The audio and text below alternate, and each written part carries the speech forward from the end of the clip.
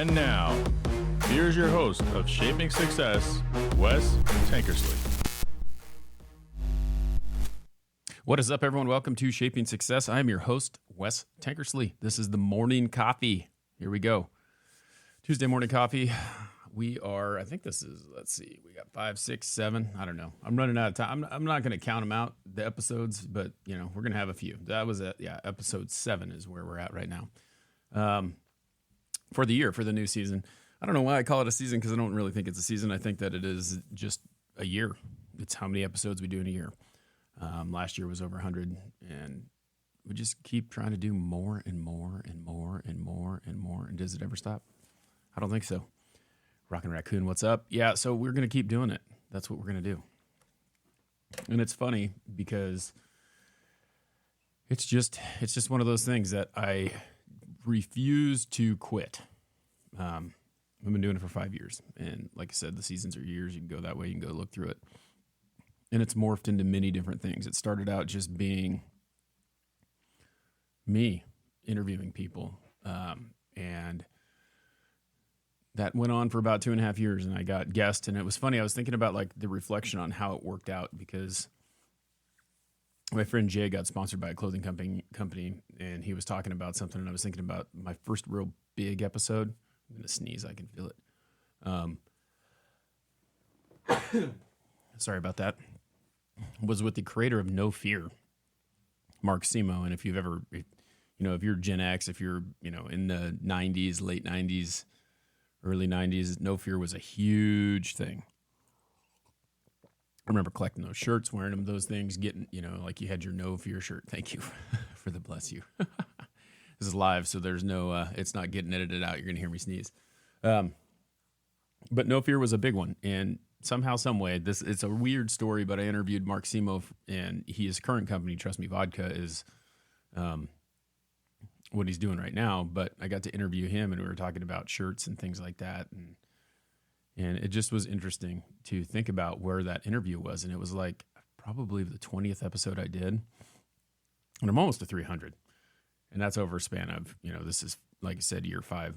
And it's crazy. I was sitting in a home studio in 2 houses ago and interviewing this guy. And it's one of the most watched episodes along with Shauna Toft, which was a really good episode too. She's an actress, which actually has the most downloads. But I lived my life a certain way.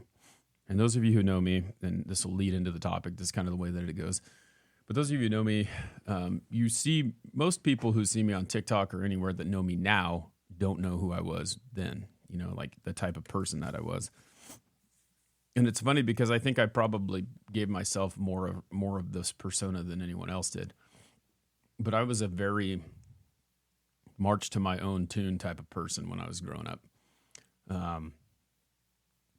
My dad was a hunter and a fisher, and my little brother and my older brother kind of went that way. My little brother was more of a hunter and fisher. He was an athlete too. And then my older brother, same thing.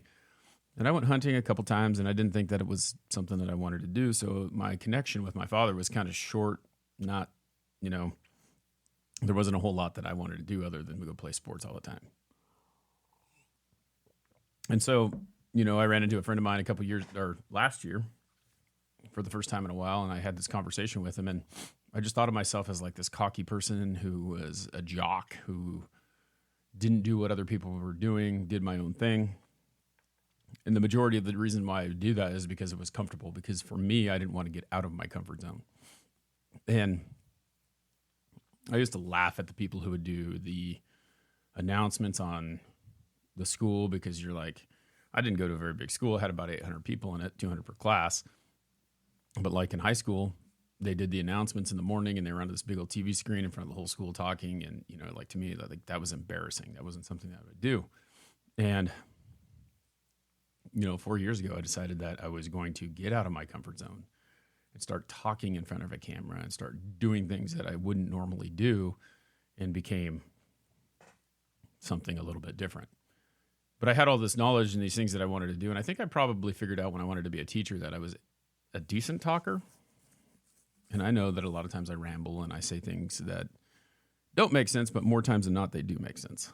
And as a teacher, you're educating people how to become better or how to learn something. And my daughter was like, what did you do at school yesterday? And it was funny because I was thinking about, as a teacher, how I would perceive what they were taking in versus what they actually are. And she's like, a lot of useless information, then recess, a lot more of useless information than recess, and a lot more useless information than recess. And it's kind of like, it's funny because it's a 10-year-old, right? Like all they care about is recess. And I can't believe they have recess 3 times a day. But she was talking to me yesterday, and it was just kind of funny because that's comfortable. Recess is comfortable. Sitting in class doing something that the teacher asks you to do that you don't want to do is uncomfortable. And a lot of times in our life, we seek comfort. And with goals and dreams and desires and things like that, comfort is not going to get you anywhere. Comfort is going to just keep you down the middle, right? And a lot of times we're afraid to get uncomfortable. It was funny. I was walking out here. Can't see it right now. My studio is like on the outside corner of my house. I just have to go outside. In order not to wake up my wife, what's up, Melinda? How are you? In order not to wake up my wife, I have to go through the garage, up a sidewalk, and then in here. I could just go out my master bedroom door into the studio too. I'll probably wake her up. She's asleep. I'm the only one who's up at 4:15 in the morning because I'm crazy. I'm not. This is my time to not take away from their time. And so there's a little blizzard going on right now. Snow is blowing sideways. I went out the garage door and I just got like, because we live out in the country where there's no tree cover. There's no nothing like stopping us from anything. It's like basically this bare field, which will have trees in it at some point, but it's going to take a few years because that's what happens with trees. They take years to grow. And I was uncomfortable. So I had to be uncomfortable to come out here and do that. And life is like that. We have to figure out how to not be in the comfort zone, because the only time growth happens is when you're a little uncomfortable. And we've been talking about, if you're just tuning in, I've been talking a lot about reading Arnold Schwarzenegger's book. And it's this thing about weightlifting really sparks me because I have to think about that every single time. Lifting weights is something that is an uncomfortable thing. You are giving yourself pain, but the reward is that your muscles get bigger, you get stronger, something happens. So there is growth in pain, which pain is uncomfortable, right? So there is growth in having uncomfortable times. And I think that we get lost, that we just get stuck in this comfort zone and we expect growth to happen, and it doesn't happen without being uncomfortable.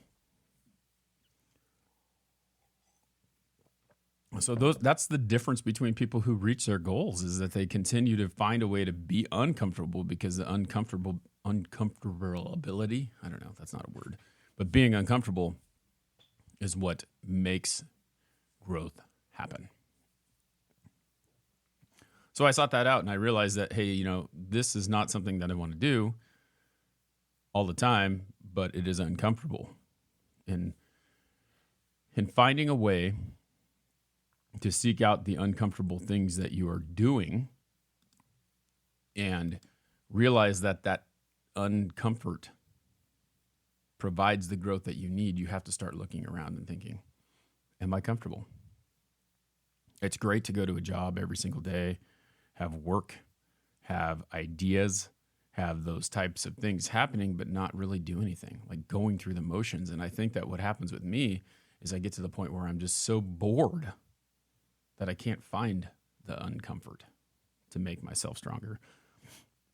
You'd be surprised at the growth and knowledge that you gain when opening it.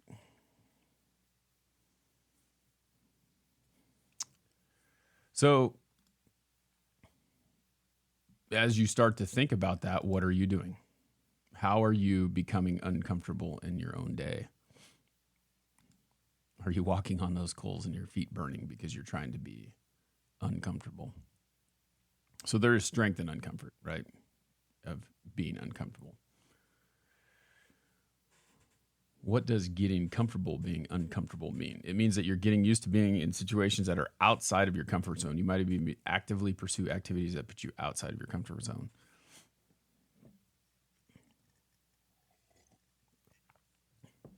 So what are you doing to do that? And I think about the things that I can do. Okay, so I'm a salesman, right? And I sell window coverings during the day. I feel like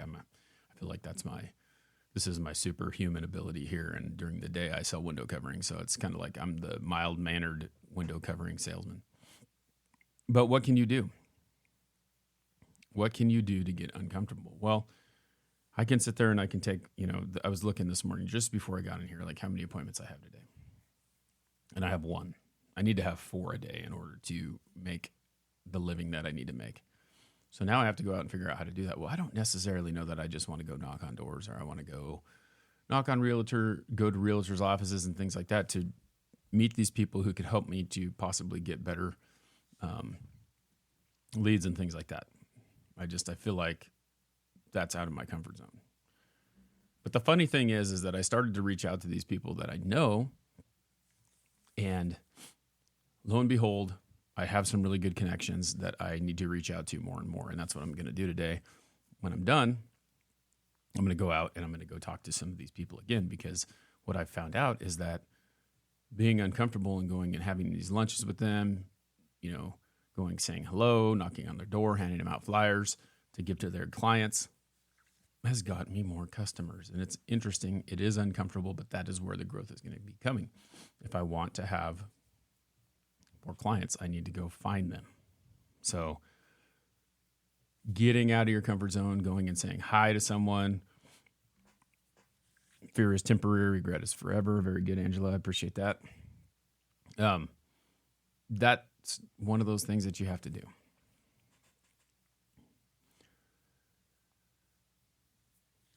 No one ever gets anything done in the comfort zone.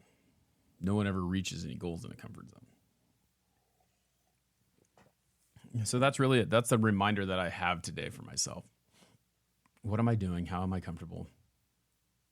And what can I do to expand on that? And with the podcast, it's one of those deals where I'm sitting here looking at the studio that I created, right?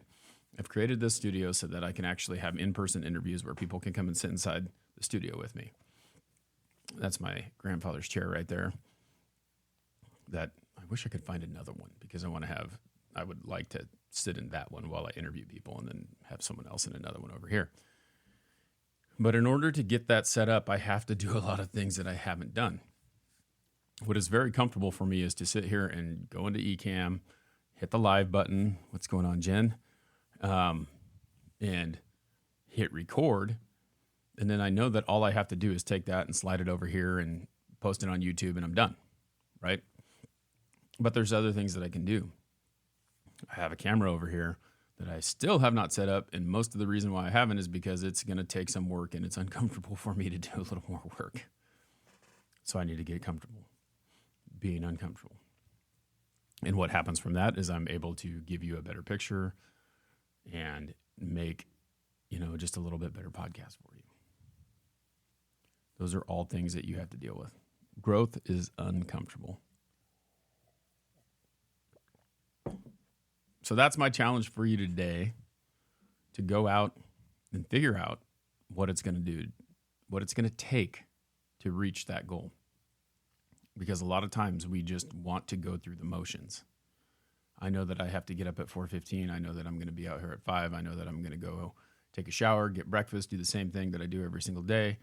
I'm going to go to my one appointment. I'm going to do the comfortable thing. What can I do that's a little bit more?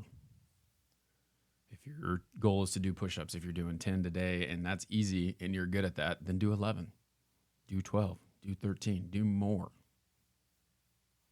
Find whatever you're doing and add to it. Read the book 10X Rule by Grant Cardone, and you'll realize that a lot of times we set our goals too low, and we need to set them higher. You may not reach that 10 times of whatever your goal is, but you may figure it out. Nita, what's going on over in YouTube? Welcome. So that's where it's at today. I just going to let you guys know I did get, I think I'm pretty sure I picked up a sponsor here. I have had this sponsor that's kind of gone back and forth, but part of doing that was they wanted an in-house interview. And I was like, I'm sorry, I just can't do that. I don't have the setup for that right now. And we've come to a negotiation where they will allow me to do it live. They will allow me to do what I need to do on my platform under my rules, which is nice. We also have Patreon supporters. Thank you. If you guys want to join the Patreon, you can go ahead and join that. For as little as $3 a month, you can support the show, help it grow, help us get more stuff in here, more equipment. I need a second camera because it would be nice to have two angles when we have an interview inside here. It takes a little bit of work. Nikki, the bacon lover over on TikTok, and Anna Mellon, a friend of mine, she's on TikTok as well. Then we also have some TikTok subbers, Nikki, Vanna, Twisted D, and Michelle. Thank you guys for supporting the show. Like I said, you guys TikTok subs and Patrons, hit me up, DM me your address, and I will send you over a couple stickers and maybe some other stuff. Thanks for hanging out. Until next time, I challenge you to find the shape of your success.